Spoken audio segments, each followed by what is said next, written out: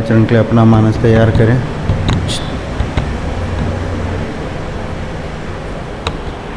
ओम नमः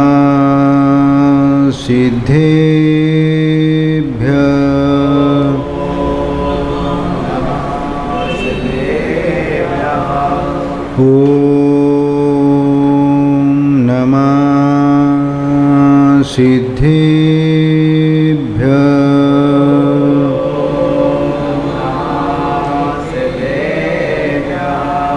ओम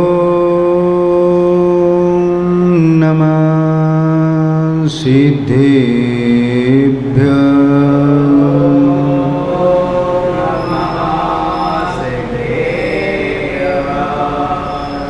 नमो अरिहन्ताणं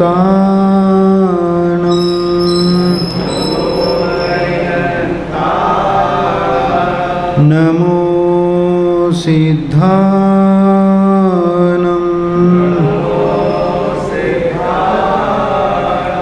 नमो आयर्यानं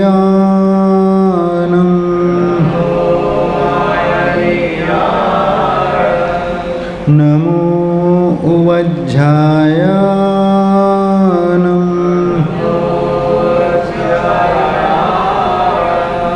नमो लोये सौवसाहूनं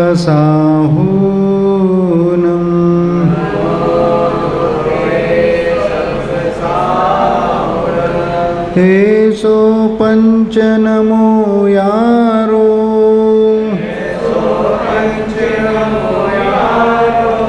सौवपावपनासनो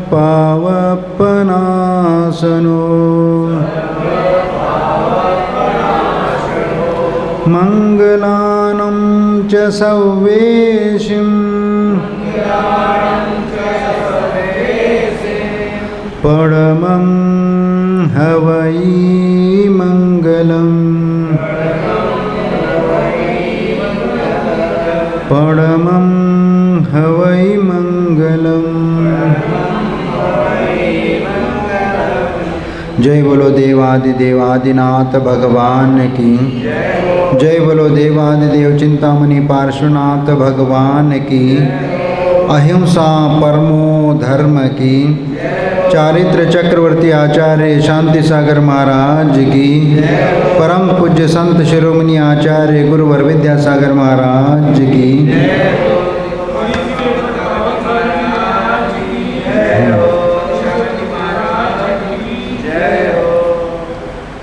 चलो हे 12 भावना का ये पद्य पढ़ लेते हैं।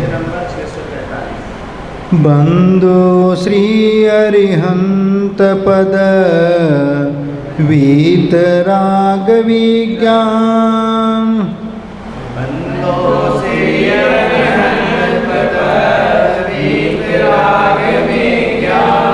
वर्णो पार भावना जग जीवन हित जान।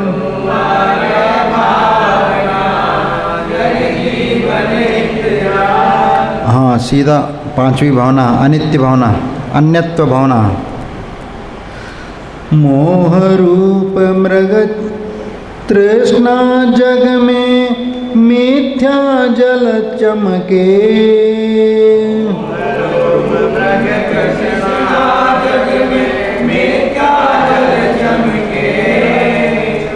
मृग चेतन नित ब्रह्म में उठ उठ दौड़े थक थक के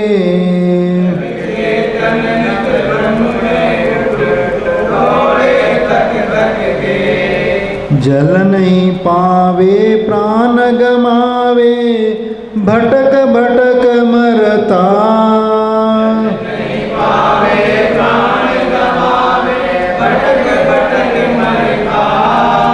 वस्तु पराई माने अपनी भेद नहीं करता।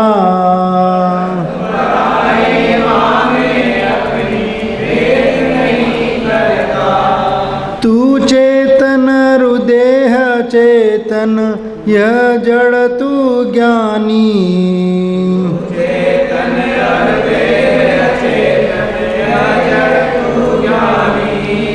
मिले अनादि यतन ते बिछुड़े जो पैरु पानी।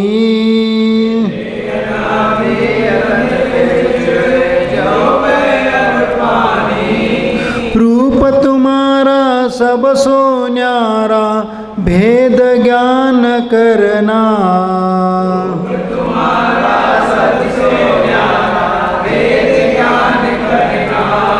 जो लो पुरुष थके न तोलो उद्यम सो चरणा।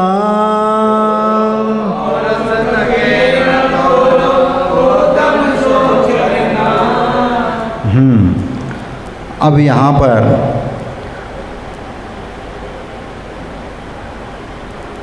भावना मन के अंदर उठती है। मन में उठी उस भावना को हम संभालते हैं और विचार हम बनाते जाते हैं। जब जब विचार बार बार आने लगता है उनमें मजबूती और स्थिरता भी आने लगती है, क्योंकि हमारी धारणा उस प्रकार के बन जाती है। क्योंकि जब किसी बात की हमारी धारणा बन जाती है तो हम उस धारणा को एक दिन जीवन का अंग बना लेते हैं, आचरण का अंग बना लेते हैं। इसलिए अनुप्रेक्षा के चिंतन में भी यही बात है कि जब अनुप्रेक्षाओं में चिंतन की धारा घूम घूम कर बार बार लौट करके उन्हीं बातों का हम चिंतन करते हैं, और जब बार बार मन में वही चिंतन करते जाते हैं तो जैसा सोचा वैसा फिर सोचा और फिर सोचा, फिर सोचते सोचते हमने बार बार वही चीज़ को सोचा। एक ही तरह से एक ही तरह का विचार जो बार बार किया जाता है उस चिंतन को ही अनुप्रेक्षा कह दी जाती है। अब यहाँ पर वही बात करना है। जब व्यवहार में भी ऐसे कई बातें आती है कि उन बातों को हम साथ में ले करके चलते हैं और बार बार जब किसी बात को हम चिंतन करने लगते हैं तो हमारे मन में भी एक दृढ़ता आने लगती है, क्योंकि वह दृढ़ता ऐसी घर कर जाती है कि बस अब मैं यही करूँगा। इस प्रकार का जब तक आप संदेह में रहते हैं, विकल्प में रहते हैं, तब तक आप उस बारे में तो विचार करते हो ये करूँ क्या नहीं करूँ, करूँ क्या नहीं करूँ। इस प्रकार डुलमुल स्थिति होती है और इसी प्रकार का ये चिंतन धारा हम बनाते चलते हैं। कई बार यदि नया कोई बिजनेस करना होता है तो उसमें भी आप विचार करते कि ये बिजनेस करना ठीक है क्या, ये बिजनेस करना ठीक है। इस प्रकार आप डुलमुल दशा में रहते, आपको कॉन्फिडेंस भीतर से जागता नहीं है और जिस समय ये विचार करते करते आप फिर आखिरी में एक तय कर लेते कि नहीं हमें ये वाला बिजनेस करना है। अब जब आप विश्वास कर लेते तो उस दिशा में आप अपना कदम बढ़ाना शुरू कर देते हैं और जैसे ही आप अपना कदम बढ़ाना शुरू कर देते हैं तो उसमें अपने आप अनुभव बढ़ते चले जाते हैं और अनुभव के अनुसार उसमें तरक्की भी होती चली जाती है। कई बार तो ऐसा भी होता है कि उसमें फेल भी हो जाता है, लेकिन वह अपना साहस और उत्साह को बनाए रखता है जिसके कारण वह अपने लक्ष्य को हासिल कर लेता है। इसीलिए जब दृढ़ता मन में आ जाती है, किसी बात को लेकर के विश्वास हो जाता है कि हम ये कर सकते हैं और हम इसमें कोई कठिनाई नहीं है, ये जब विश्वास हो जाता है और डावाडोल स्थिति को समाप्त हो जाता है तब आप निश्चित कर लेते कि हाँ मैं ये कार्य कर सकता हूँ।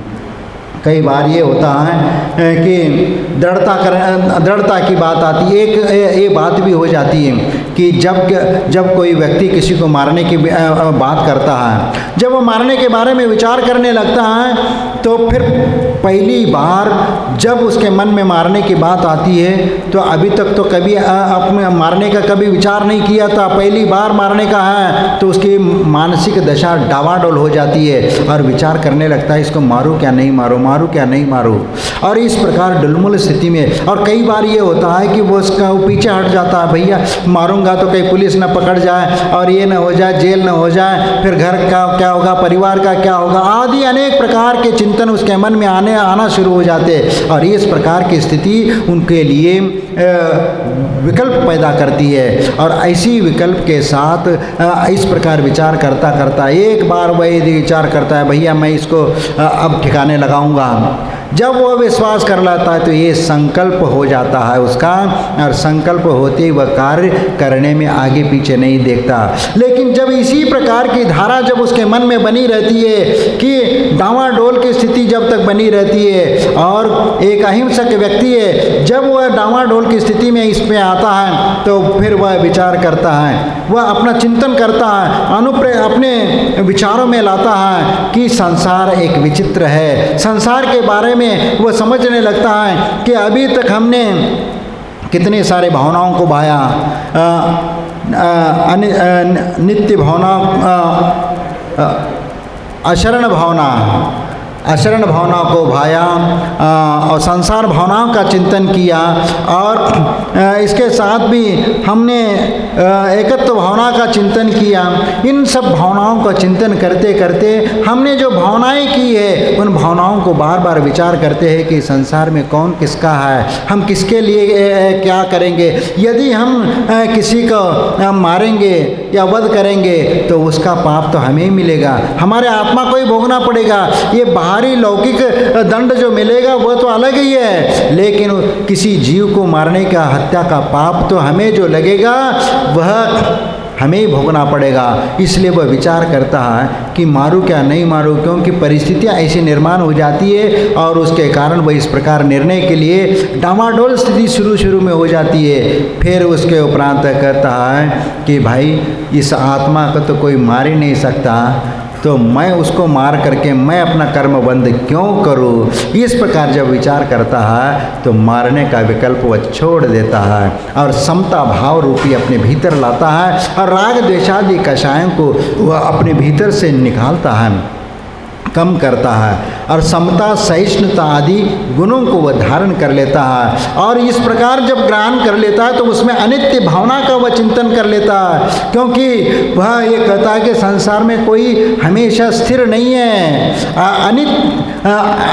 अन्यत्व है, क्योंकि वह जीव मेरा नहीं हो सकता, मेरी आत्मा है वह मेरे ही पास रहेगा, मैं जो अच्छा बुरा कर्म करूँगा उसका फल मुझे ही भोगना पड़ेगा, तो मैं इस प्रकार का पाप क्यों करूं। इस प्रकार जब विचार करता है तो वह यही भाव करता है कि बस अब हम मारने का विकल्प त्याग करते हैं, इसलिए मैं उसे अभयदान देता हूँ, मैं उसे क्षमा करता हूँ। और इस प्रकार वह अनुप्रेक्षा भावनाएं यही बोध दिलाती है कि बार बार जब किसी विकल्प में आप रहते हो तो बार बार वही एक ही चीज़ का चिंतन होता है।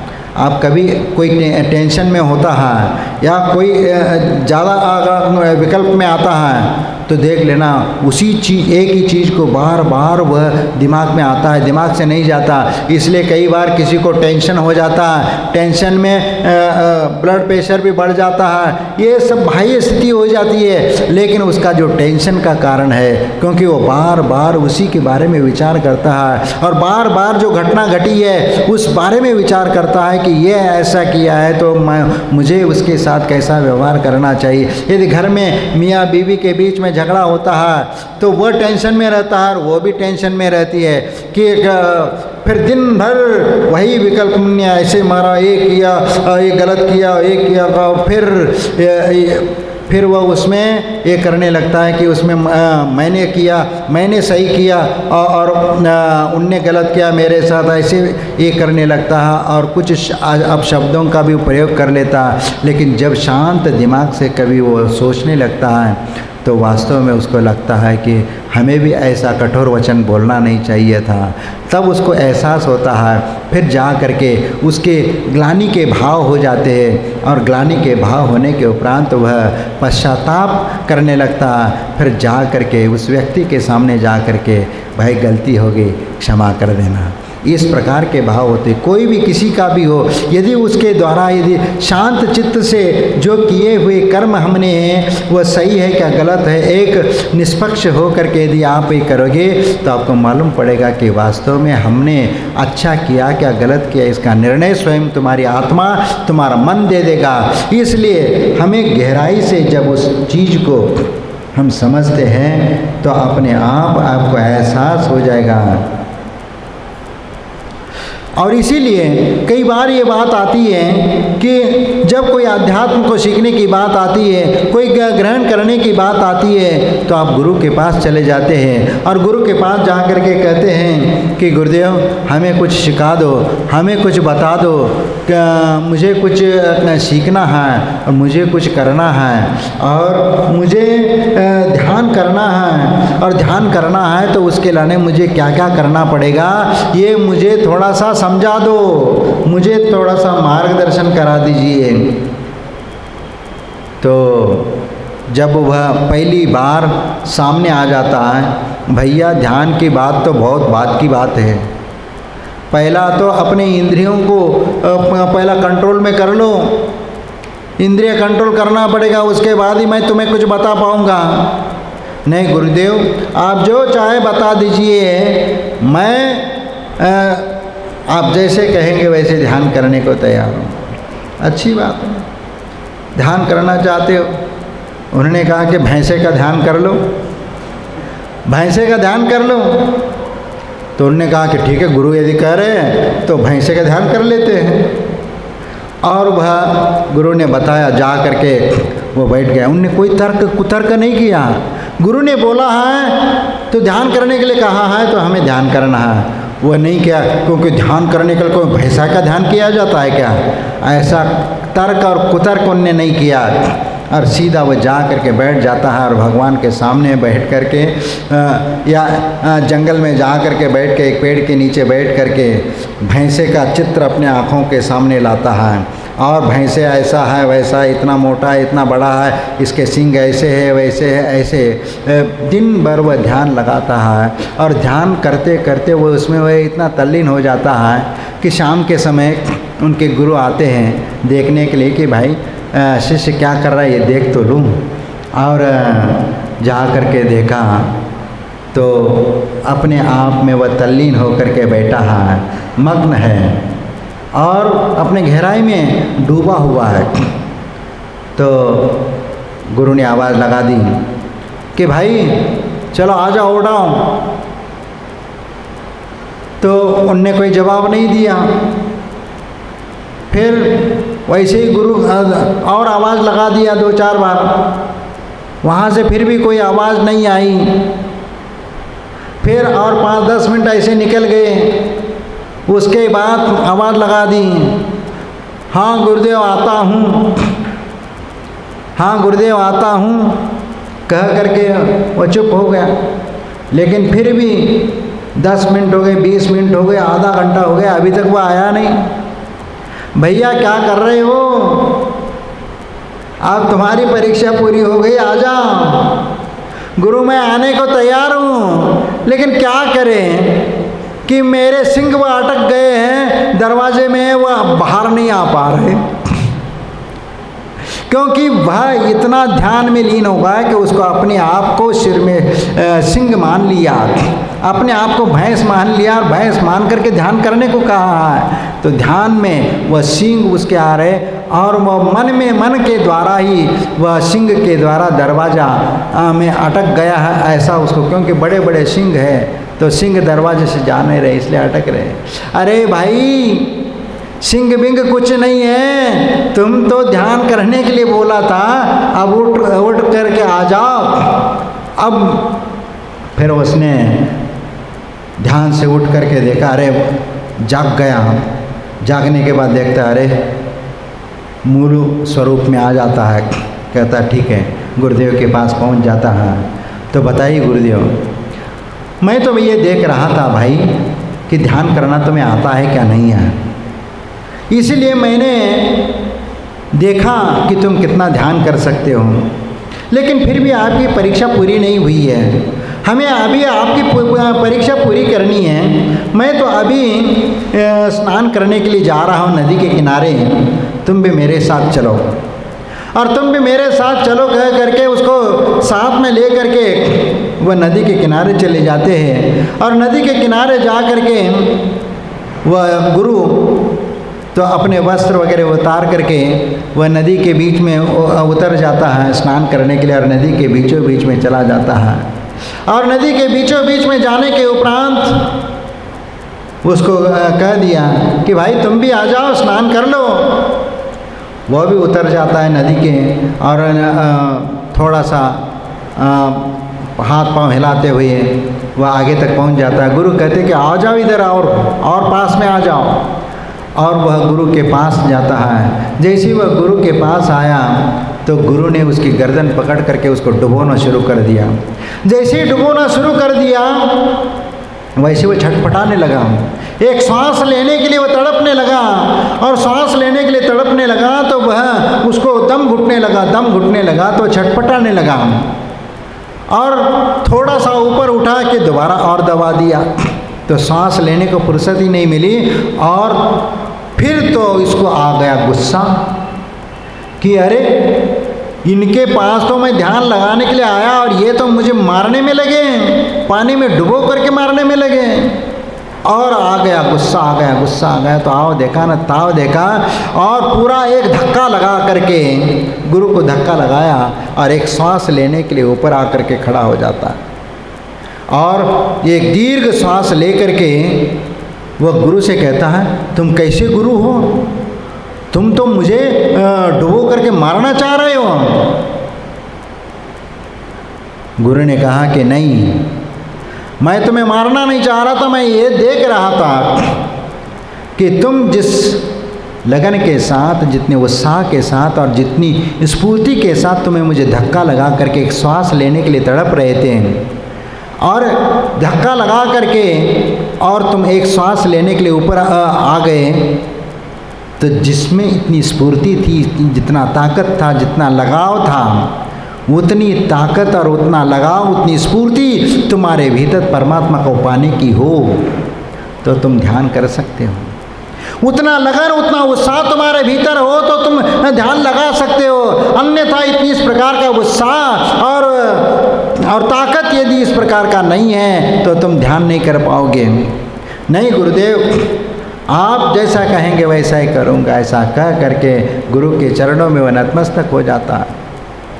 और फिर उसके बाद गुरु ने योग और प्राणायाम के माध्यम से ध्यान करने की विधि उसको समझा दी और शरीर और आत्मा का संबंध क्या है ये उनको बता दिया। अपने आप को अध्यात्म की ओर अपने आप को मुड़ो और अपने आत्मा के बारे में जानने का प्रयत्न करो। जाग उठो, जाओ और अपने आप का ध्यान करो। मैं कैसा हूँ, किस रूप मेरा स्वरूप क्या है और मुझे किस रूप में रहना है और मेरी प्रतीति क्या है, मेरा पहचान क्या है, आदि बात वह अंतरंग में करने लगता है तो धीरे धीरे ध्यान तो ऐसा ही बढ़ता है। वैसे भी आप लोगों को एक बार ध्यान के बारे में आप लोगों को बताया था कि तो ध्यान लगाने के पहले हमें इंद्रियों को वश में करने की आवश्यकता है। विशाशा वशाति तो निरारंभो परिग्रह ज्ञान ध्यान तपो रखता तपस्वी स प्रशस्यते। यानी पहला तो विषय और आशाओं को छोड़ करके हमें निरारंभ परिग्रह, आरंभ और परिग्रह का त्याग करके फिर इसके उपरांत ज्ञान ध्यान में लवलीन रहने वाला ही गुरु को तपस्वी कहा गया है। वही ध्यान कर सकता है, वही आत्मा का चिंतन कर सकता है, मनन कर सकता है। जब ये बात उसको समझ में आ जाती है तो इसीलिए तो आचार्य कुंद उस आत्मा के बारे में लिखते हैं कि आत्मा का चिंतन कैसे करना, क्या करना। लेकिन आचार्य कुंद ने समय सार ग्रंथ में जो आत्मा के बारे में लिखा, आत्मा के बारे में चिंतन करने के लिखा और उस आत्मा का चिंतन कैसे करना है और भाई वस्तु अपने से कितना पृथक है, इन बारे में उनको समझाया। लेकिन इसके बावजूद भी समय सार ग्रंथ को उन्होंने सबसे पहला नहीं लिखाया। सबसे पहले 12 अनुप्रेक्षाओं को लिखा, श्रावकाचार के बारे में लिखा और आपका श्रावक धर्म क्या होता है तत्संबंधी भी कुछ बातें बताई। साधु का धर्म क्या होता है वो भी उनने बताया। अष्टपाउड ग्रंथ में वैराग्य कैसे होता है, चारित्र का पालन कैसे होता है, सम्यक दर्शन कैसे होता है, ज्ञान कैसे होता है, दर्शन पौड़ में दर्शन के बारे में बताया, ज्ञान पौड़ में ज्ञान का बारे में बताया, चारित्र पौड़ में चारित्र का वर्णन किया है। और इसके उपरांत उस आत्मा का चिंतन कैसे करना है तो उसके लिए समय सार लिखा। समय यानी आत्मा, आत्मा का सार जो है उसका ध्यान करना, ये सबसे महत्वपूर्ण बात है। वो उसको बात समझा दी और उसके उपरांत ही, लेकिन आज यदि बिना व्यवहार ज्ञान के, बिना प्रारंभिक ज्ञान के बिना यदि सीधा समय सार लेकर के बैठोगे तो भटक जाओगे, अध्यात्म को नहीं समझ पाओगे। इसलिए सबसे आखिरी में समय सार ग्रंथ को लिखा है। इसलिए पहला इसका चिंतन करो, मनन करो, ध्यान करो, विचार करो, फिर समाधि की साधना में लग जाओ, ध्यानस्थ हो जाओ और समाधि में उतर जाओ। और समाधि की योग की मुद्रा में जब आप उतर जाते हो तो ध्यान की सिद्धि हो जाती है। ऐसे ही ध्यान नहीं होता, सिर्फ आंखें बंद करने मात्र से नहीं होता, लेकिन आंखें बंद करके अपने मन की चंचलता को स्थिर करो, तब ध्यान लगता है। जब उसका आगंतुक को उसके बारे में बताया, देह के भीतर, हमारे शरीर के भीतर आत्मा का अस्तित्व किस रूप में छुपा हुआ है उसको समझो और उसको बाहर निकालने का प्रयत्न करो। और देह के अंदर रत्नत्रय का खजाना भरा हुआ है और उसे संभालो और संभाल करके रखो। इसलिए संलेखना की श्रेष्ठ साधना उसी के माध्यम से होती है। संलेखना की श्रेष्ठ साधना को करने के लिए पहला हम अपने इंद्रियों को वश करने की आवश्यकता होती है। और साधना भी उपवास की होना चाहिए, क्योंकि जीवन में उपवास की साधना नहीं होगी तो समाधि के समय में थोड़ा भी आप बिना खाए पिए रह नहीं सकोगे। एक दिन भी बिना अन्न के रह जाओगे तो फिर आकुलता बढ़ जाएगी। इसलिए हमारे साधु संत जितने भी है, संलेखना लेना है तो अपने जीवन काल में 1234 उपवास करते हैं और कर्म ध्यान विधान के उपवास करते हैं, रत्नत्रय के, 16 कारण के, 10 लक्षण के आदि, ये सभी उपवास करके शरीर को इतना मजबूत कर देते कि आखिरी समय में आप उपवास में भी चले जाओ तो भी आपका आकुलता अविकलता न आए और शरीर और आत्मा का संबंध भी समझ में आ जाए, क्योंकि आत्मा से सब भिन्न है, ये भिन्न पर्याय है। इससे आत्मा का कभी उद्धार नहीं हो सकता।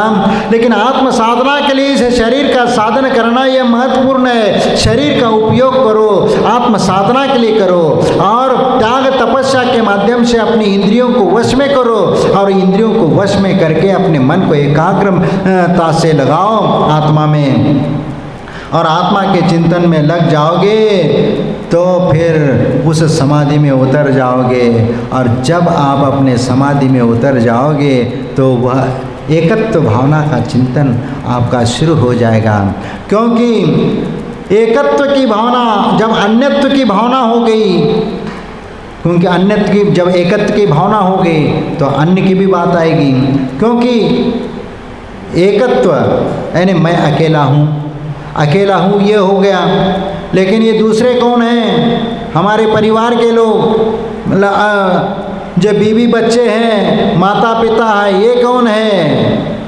ये अन्य है, ये भिन्न है या अभिन्न या अन्यत्व है। यानी जिस रूप में भी उनको समझने का प्रयत्न करो तो निश्चित आपका आत्मा में एक संतोष गुण प्रकट हो जाएगा। आप लोगों को मालूम है कि विनोबा जी के बारे में आप जानते हो। विनोबा जी महाराष्ट्र के वर्धा में एक आश्रम में रहते थे और आखिरी समय उन्होंने वैसे अपने जीवन काल में उन्होंने अपना वैदिक धर्म का भी अध्ययन किया था और उसके साथ साथ जैन धर्म का भी विशेष रूप से अध्ययन किया था। और उनकी साधना में त्याग और तपस्या का महत्व अधिक रहा, उपवास आदि करने का साधन अधिक रहा है। इसलिए आखिरी समय में उनने संलेखना ली, समाधि मरण किया और वह सिर्फ जैन ग्रंथों का अध्ययन करके ही उन्होंने उसको ये किया। इसलिए कि जैन दर्शन का उन पर इतना प्रभाव पड़ा था कि बार बार उसके बारे में चिंतन करके उसके ऊपर उनने लेख लिखते गए और आखिरी समय में जैन दर्शन के अनुसार उन्होंने संलेखना को स्वीकार किया और भगवान महावीर के प्रति अटूट श्रद्धा उसकी थी और वो भी सुयोग्य तिथि पर उन्होंने यानी सन 1982 में वह भी दिवाली के दिन भगवान महावीर के निर्वाण महोत्सव के दिन उनका समाधि मरण हुआ। अरे कितनी अच्छी भावना थी और साधना करते करते उन्होंने अपने देह शरीर को त्याग कर लिया, क्योंकि वह संलेखना ही हमारा अंतिम उद्देश्य है, लक्ष्य हमारा समाधि का है। और उन बाबा जी के ऊपर उसका इतना प्रभाव पड़ा था कि उन्होंने अपने जीवन में उस चीज़ को उतार लिया। क्योंकि जो अन्य व्यक्ति है लेकिन संलेखना को समझ करके उसको आत्मसात करना इतना सामान्य बात नहीं है, इसीलिए वह हमेशा संलेखना की साधना करते रहे, क्योंकि वह जानते रहे समझते रहे कि संलेखना कैसी ली जाती क्या ली जाती है, उसका गुरु उसका अन्य लोगों से जानते रहे समझते रहे और फिर उसको जीवन में उतारते रहे। इसीलिए तो शिष्य जब गुरु के पास आ जाता है तो गुरु से कुछ बातें सीखने का प्रयत्न करता है और वह उनकी शिक्षा को ग्रहण करके उसको जीवन में उतारने का प्रयत्न करता है और इस प्रकार वह जीवन में उतार करके वह अपना आत्मा का कल्याण कर लेता है। जब विनोबा जी ने संलेखना ग्रहण कर ली तो उस समय उन्होंने सभी प्रकार के दवाइयों का त्याग कर लिया। सभी प्रकार की दवाइयों का त्याग कर लिया तो लोग कहने लगे कि बाबा जी आप ऐसे दवाई का त्याग अभी से मत करो, और कुछ दिन यदि आप रहेंगे तो आपका सानिध्य हम लोगों को और प्राप्त हो जाएगा, इसलिए थोड़ा सा आप हमारी बात सुनिए। लेकिन वह उन्होंने किसी की बात नहीं सुनी और उन दिनों इंदिरा गांधी विनोबा जी को बहुत अच्छा मानते थे। उनके आशीर्वाद लेने के लिए बार बार वह आती भी रहती थी, उनका मार्गदर्शन भी लेती थी। तो कुछ भक्तों ने इंदिरा गांधी के पास जा कर के कहा कि आपकी बात वो मान सकते हैं क्योंकि आप उनके अनन्य भक्त हो, आप उनको बहुत अच्छे से मानते हो और आप उनके ऊपर श्रद्धा भी है, इसलिए आपकी बात वो मान सकते हैं। तो वह लोगों की बात सुन करके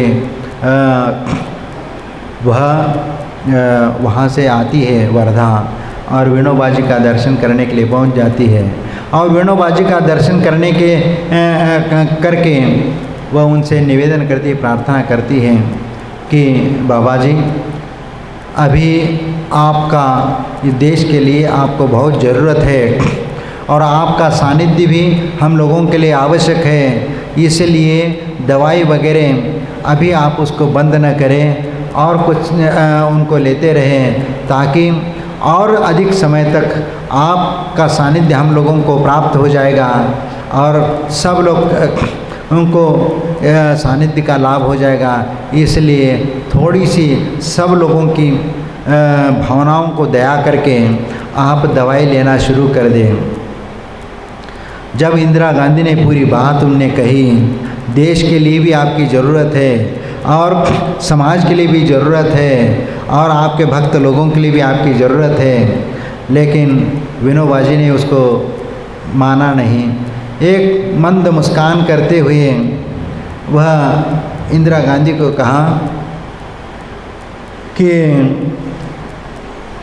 बात ये है, आपका कहना ठीक है, लेकिन अब मेरा शरीर उसके लायक नहीं है कि मैं दवाई खा करके अपनी ज़िंदगी को बचाने के लिए प्रयत्न करूं। क्योंकि ये शरीर तो छूटने वाला है, इस शरीर के द्वारा वह सब कुछ काम होने वाला नहीं है, क्योंकि शरीर उस स्थिति में नहीं है, न चलने की स्थिति में है, न बोलने की स्थिति में है, न खड़े होने की स्थिति में है। जब शरीर ही अपना काम नहीं कर पा रहा है तो मैं अपने धर्म कर्म को कैसे कर पाऊँगा।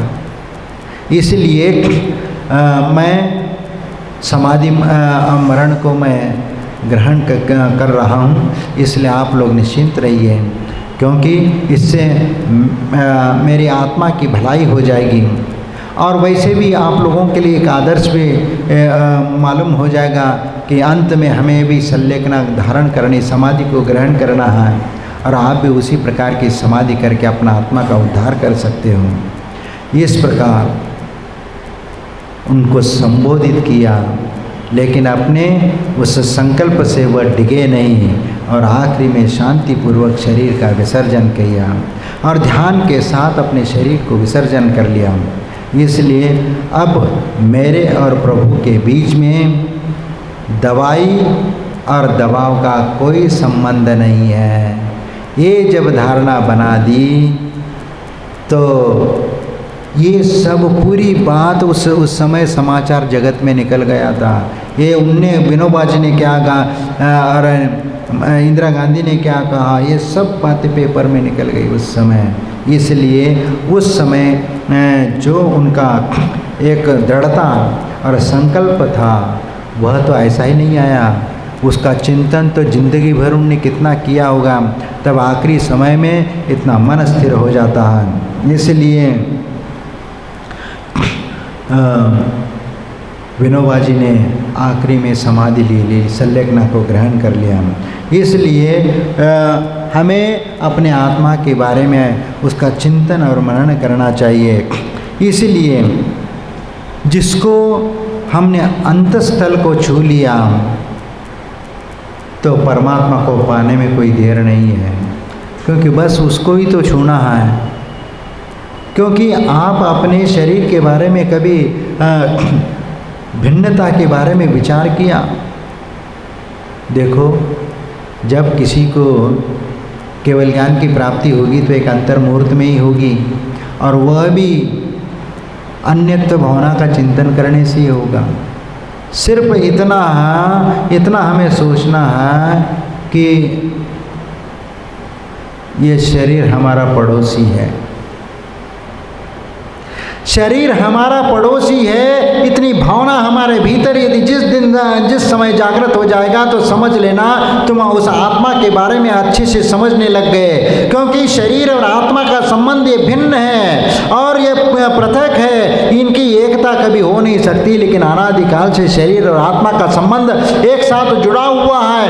अनंत काल से ये शरीर और आत्मा का ये जोड़ा बना हुआ है। लेकिन ये संसार में जब तक रहेगा तब तक ये शरीर और आत्मा का संबंध एक दूसरे में घुले हुए बना रहेगा। जिस प्रकार दूध में पानी का अस्तित्व छिपा हुआ है, उसमें पानी घुला मिला हुआ है, उसी प्रकार इस शरीर के भीतर आत्मा का अस्तित्व भी छिपा हुआ है। इसलिए उसको समझ करके उसमें से पानी को दूर करने का प्रयत्न करो, पानी को अलग करो और दूध को अलग करो। क्या ये हो सकता है क्या? पानी को अलग करना और दूध को अलग करना, ये क्या कर सकते हैं? हाँ, कैसे करोगे भाई? हाँ, तपाना पड़ेगा तो दूध का पानी कहाँ रहेगा? वो दूध भी नहीं रहेगा, न पानी रहेगा न दूध रहेगा। वो क्या हो जाएगा? खोवा हो जाएगा। खोवा हो जाएगा तो क्या खोया उसने? पानी को खोया और रबड़ी को पाया।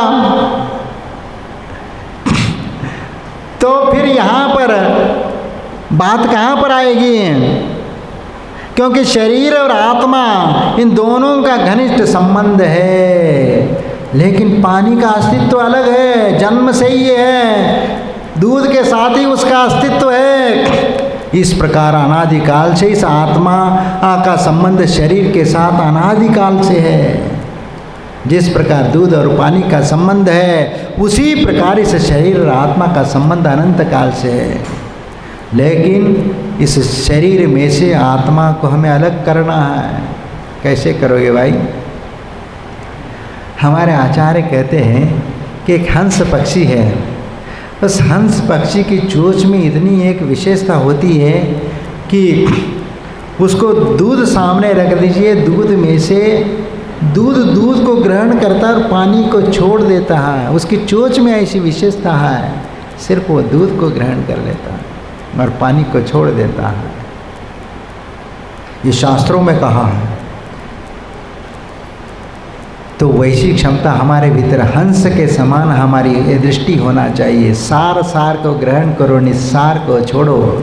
आत्मा का आत्मसार को ग्रहण करो, शरीर के कचड़े को बाहर करो। ये भिन्न है, अलग है, ये पड़ोसी है, बस इतना ही चिंतन बहुत हो जाता है। जिसे आपने छुआ है वह मैं नहीं हूँ, मेरा है वो बात अलग है। क्योंकि यदि कई बार ये हो जाता है कि आप लोग शुद्ध सोले के वस्त्र पहन लेते हो, शुद्ध वस्त्र के पहनने के उपरांत आप कहते हो भैया मुझे मत छुओ, मुझसे दूर रहो, मुझसे दूर रहो।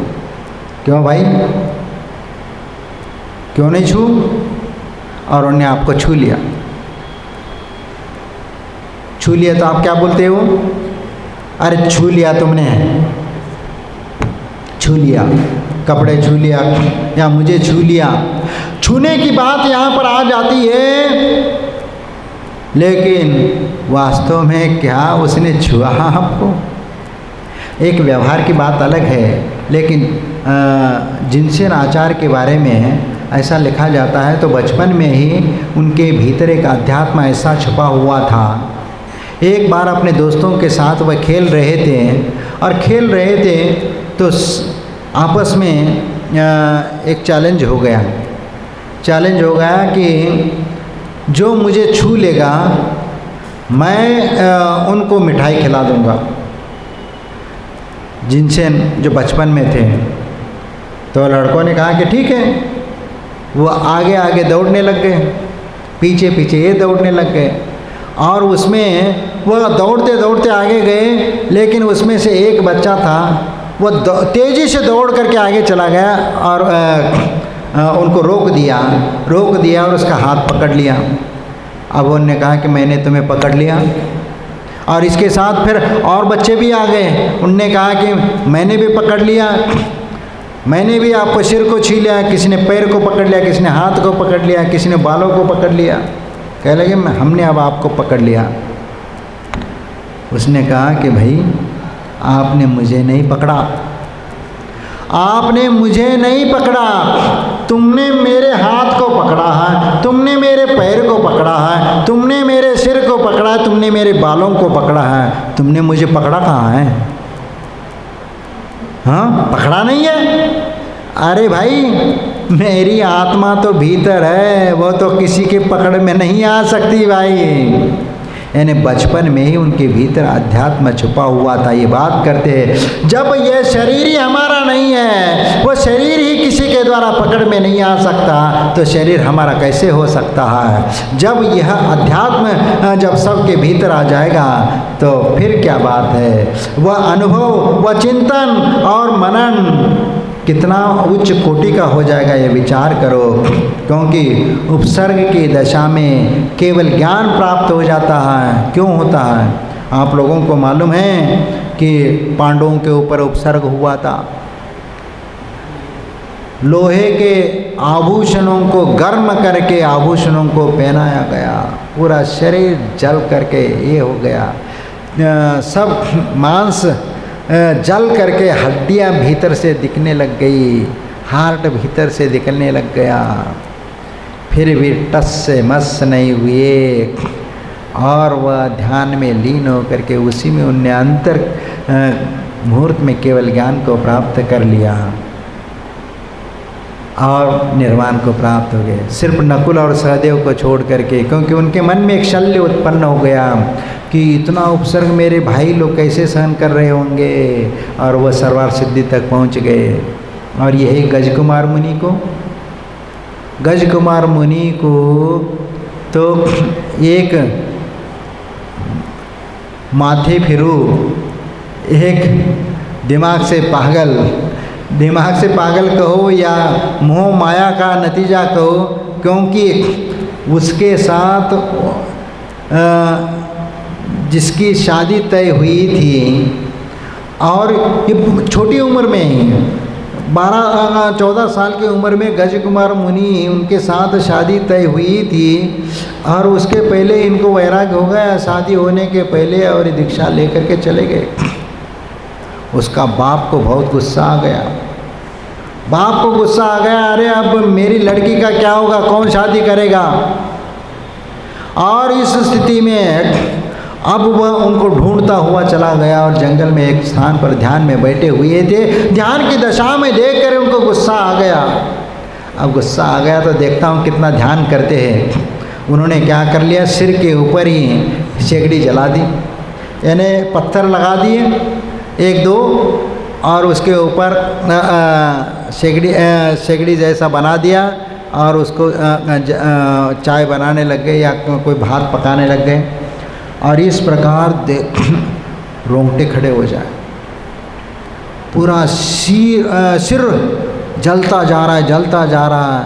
हमें थोड़ी सी यदि अग्नि की चटका भी लग जाए तो कितना उछल जाते हैं, लेकिन सिगड़ी जल रही है और खून सिर भी जल रहा है। जलता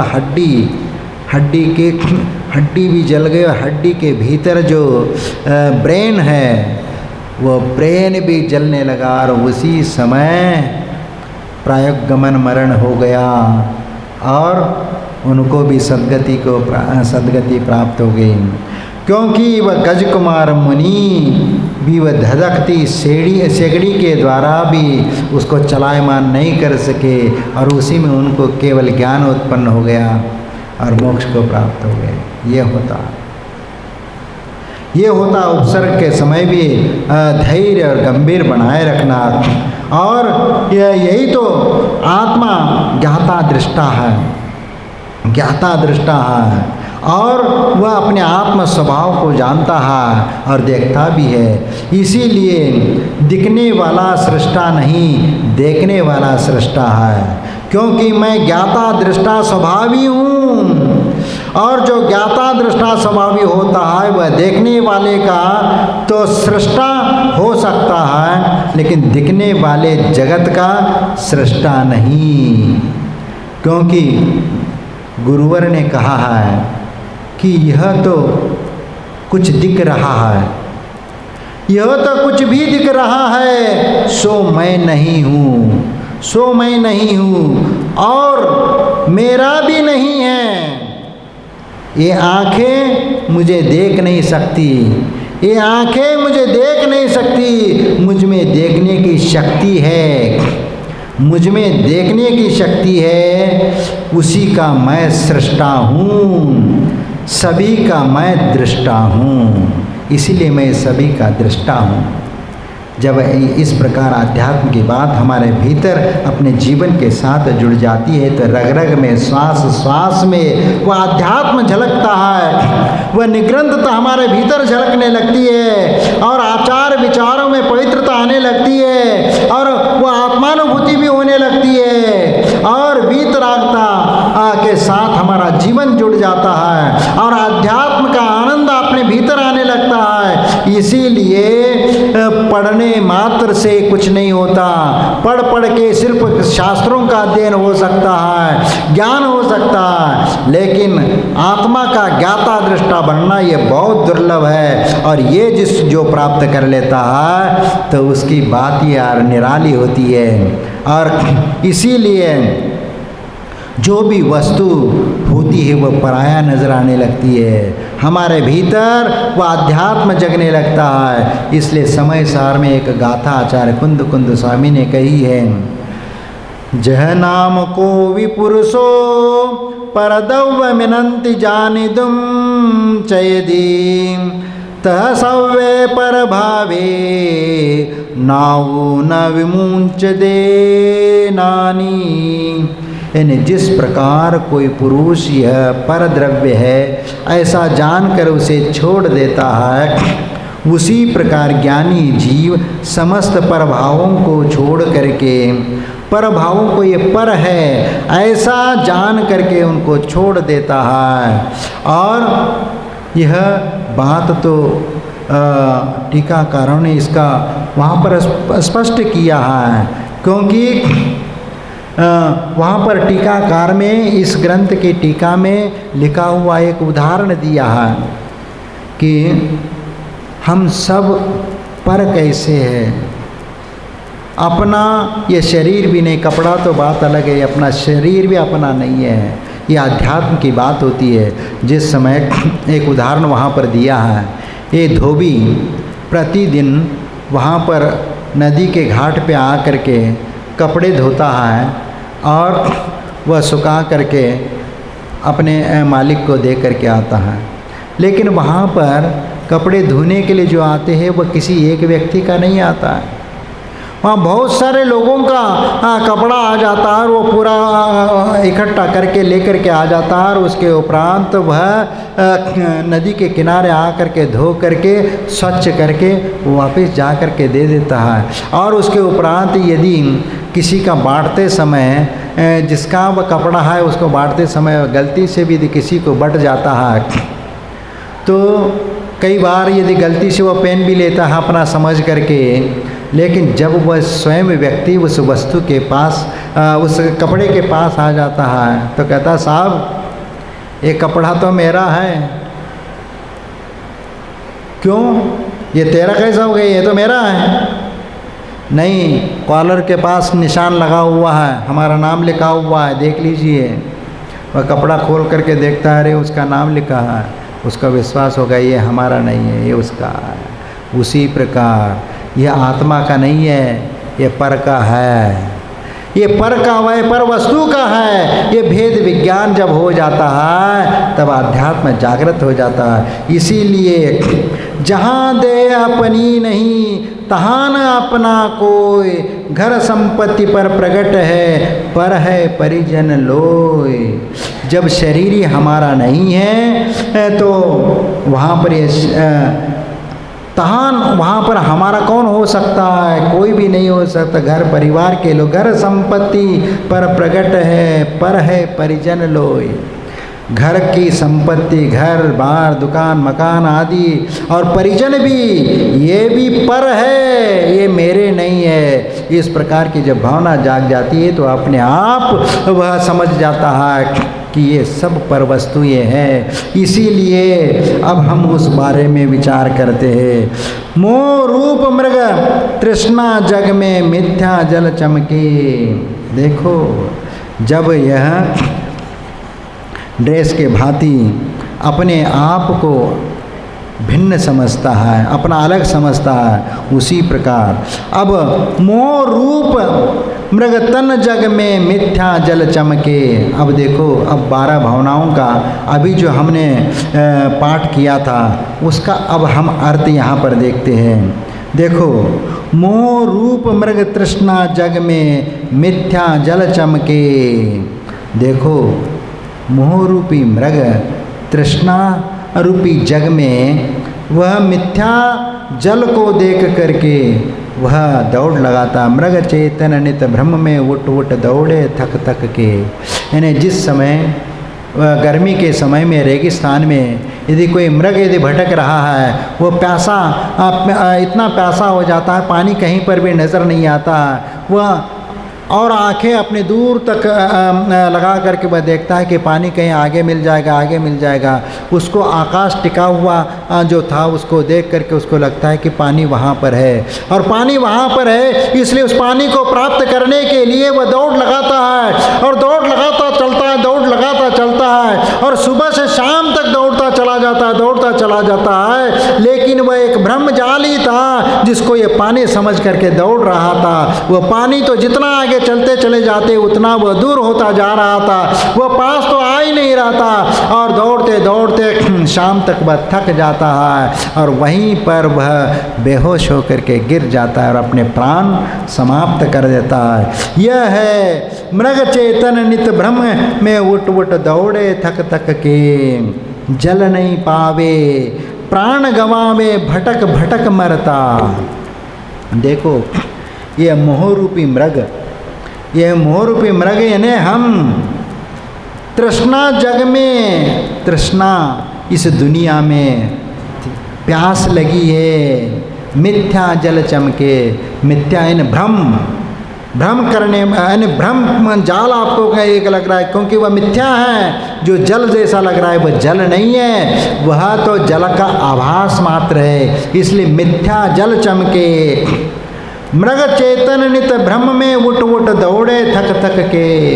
देखो बार बार ये मृग रूपी चेतन यानी चैतन्य आत्मा वह प्रतिदिन भ्रम में दौड़ता है कि भाई ये पानी है, पानी में पीने को मिल जाएगा, दौड़ता है, गिर जाता है, पुनः दौड़ता है, थक थक के दौड़ता है और उठ जाता है, जल नहीं पावे। और जल जब मिलता नहीं है तो प्राण गंवावे, भटक भटक मरता और अपने प्राण को गंवा देता है और 84 लाख योनि में भटक भटक मरता।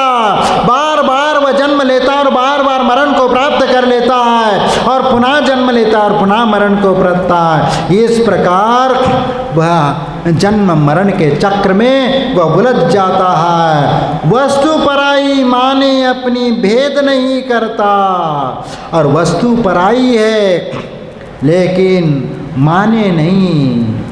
ये वस्तु जो भी बाह्य पदार्थ दिख रहे हैं वह अपना नहीं है, लेकिन घर परिवार कुटुंब परिवार आदि सबको अपना मान करके चलता है और उसमें अपनी भेद नहीं करता, अपनी आत्मा के साथ वह भेद नहीं करता। तू चेतन और देह अचेतन, यह जड़ तू ज्ञानी। तू चेतन आत्मा है और ये देह जो है अचेतन है, यह जड़ तू ज्ञानी है। ज्ञानी आत्मा तू इसको जान ले। मिले अनादि यतन ते बिछुड़े जो पय रूपानी, और अनंत काल से जो दूध और पानी मिला हुआ है, मिले अनादि यतन ते बिछुड़े, बहुत संघर्ष के साथ बहुत पुरुषार्थ के साथ शरीर और आत्मा दोनों पृथक हो जाते हैं। जो पय रूपानी, क्योंकि अनंत काल से हम इसी के साथ भटक रहे और इसके लिए रत्नत्रय की आराधना करके आत्म स्वरूप को जान करके इसको पड़ोसी समझ करके जब इसको तुम पृथक कर लेते हो तभी तुम्हारा रूप तुम्हारा सब सो न्यारा। भेद ज्ञान करना, अब रूप तुम्हारा सब सो न्यारा। इससे आपका वह रूप जो है, तुम्हारा आत्मा जो है वह पृथक भेद ज्ञान के द्वारा समझ में आ जाता है और तुम वास्तव में अपने स्वरूप को प्राप्त कर लेते हो। जो लो पौरुष थके न तो लो उद्यम सो चरना। और इसलिए जब तक थकते नहीं हो, जब तक मोक्ष की प्राप्ति नहीं होती, आत्मस्वरूप की प्राप्ति नहीं होती है, तब तक तो उद्यम करते रहना, रत्नत्रय की आराधना करते रहना। और इस प्रकार आराधना करोगे तो निश्चित रूप से आप अपने शाश्वत रविनेश्वर रूप ऐसे अपने आत्मस्वरूप को प्राप्त करोगे। इसीलिए मिले अनादि यतन ते बिछुड़ो दो पय रूपानी। इसलिए बहुत यत्न के साथ इसको हमने छुड़ाने का प्रयत्न किया, भेद विज्ञान को प्राप्त कर लिया। अब उसको भेद विज्ञान को प्राप्त करके हमें उस दूध और पानी को अलग करना है। दूध को समझ लिया, पानी को भी समझ लिया, अब उसमें से सार तत्व को ग्रहण करके निस्सार को निकालना है और अपने आत्मा स्वरूप को पहचान करके उसको प्राप्त करना है। तभी हम उसके वास्तविक स्वरूप को प्राप्त करके हम अपना आत्मा का कल्याण कर सकते हैं। यहाँ पर कुछ भावना और बहुत अच्छी बात बताई है। पहले था मैं कौन, कहाँ से आज कहाँ से आया हूँ। हाँ, इसका लय जो है ना थोड़ा सा अलग ढंग का है। क्यों? पहले था मैं कौन कहाँ से आज यहाँ आया हूँ, किस किस का संबंध अनोखा तज कर क्या लाया हूँ। जननी जनक अन्य है पाए इस जीवन की बेला, पुत्र अन्य है पौत्र अन्य है गुरु चेला। हो जल से उत्पन्न जलज जो जल से ही न्यारा है, तो शरीर से भिन्न चेतना को भी निर्धारा है। तो दुनिया की अन्य वस्तुएं कैसे होगी तेरी, समझ निराले आत्म रूप को मत कह मेरी मेरी। देखो पहले था मैं कौन कहाँ से आज यहाँ आया हूँ, मैं कहाँ पर था, कौन था, किधर से मैं यहाँ पर आया हूँ, किस किस का संबंध अनोखा तज कर क्या लाया हूँ, किस किस का संबंध हमारे मेरे साथ था, और उन अनोखा संबंधों को छोड़ करके मैं यहाँ पर आया हूँ। जननी जनक अन्य है, माता और पिता ये भी अन्य है, पाए इस जीवन की बेला, वह सिर्फ इस जीवन के मात्र वह जन्मदाता है, जीवन की बेला पाए। पुत्र अन्य है पौत्र अन्य है, अन्य गुरु है चेला। और इस संसार में पुत्र भी मेरा नहीं है, पौत्र भी मेरा नहीं है, और गुरु और चेला भी अपना नहीं है कोई। हो जल से उत्पन्न जलज जो जल से ही न्यारा है। देखो जलज यानी कमल जो पानी में खिलता है वो पानी से भी पृथक रह जाता है, तो शरीर से भिन्न चेतना को भी निर्धारा है। इसी प्रकार जिस प्रकार पानी में कमल भिन्न है, उसी प्रकार शरीर से एक भीतर भी ये आत्मा जो है, चेतना जो है वह भी भिन्न है। इस बात को समझो तो दुनिया की अन्य वस्तुएं कैसे होगी तेरी, तो दुनिया के जितने भी वस्तु है वह तेरी कैसी हो सकती है। लेकिन आप कहते हैं मेरी किताब है, मेरा पेन है, मेरे पैसे, मेरी दुकान है, मेरा घर है आदि, इसमें हम उलझे हुए रहते हैं। समझ निराले आत्मस्वरूप को मत कह मेरी मेरी। अब आत्मस्वरूप को समझो निराला, अपने आप को अलग समझ लो, समझ निराले आत्मस्वरूप को, यानी आत्मा के स्वरूप को इससे भिन्न समझ लो, पृथक समझ लो, और हर चीज़ को मेरी मेरी मत कहो, क्योंकि संसार में मेरा कुछ भी नहीं है, एक दिन छूटने वाला है। इस भावना के साथ आप चिंतन की गहराई में उतर जाओगे तो एकत्व की अन्यत्व के स्वरूप को समझ पाएंगे।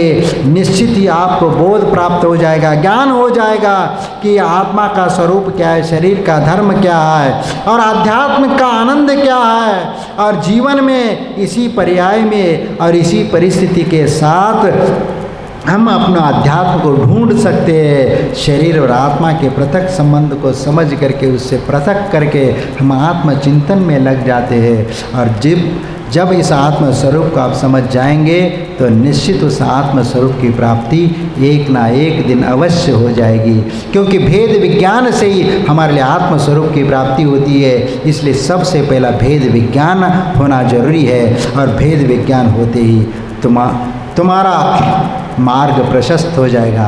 भेद विज्ञान से तुम्हारा मोक्ष मार्ग प्रारंभ हो जाएगा, और एक न एक दिन शाश्वत अविनश्वर मोक्ष रूपी लक्ष्मी को प्राप्त करके हम अपना आत्मा का उद्धार कर लेंगे। जय बोलो महावीर भगवान की।